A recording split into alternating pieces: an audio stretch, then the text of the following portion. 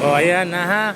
Chine-check na yan ha. Baka sabihin nyo naman na kulang sa maintenance. No. Kahit i-check natin ng araw-araw, i-check yan.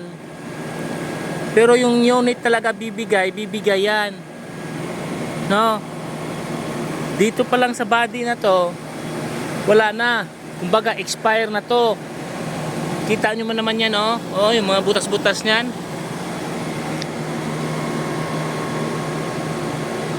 Tapos pag nag-upload tayo tapos nasira, sasabihin kulang sa maintenance.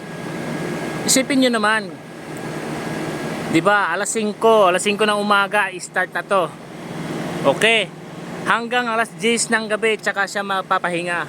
Okay, kahit i-check mo siya sa umaga, o ganitong sitwasyon, chinik mo na siya, o okay naman, di ba, walang kano-ano, walang sira. O, tapos nag-start mo na ng alas 5, siyempre, paano mo naman i-check? Aakyat ka dito?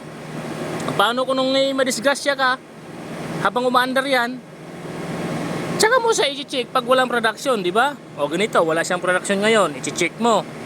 Tapos umandar na siya ng mga alas 5 na umaga hanggang alas 10. Eh, paano kung mga bandang alas 12 ng tanghali o laon na ng hapon, tsaka siya nasira? Tapos sasabihin naman na kulang sa maintenance. Ay nako, kahit anong ano yan, pag disgrasya, pag nasira, sira talaga.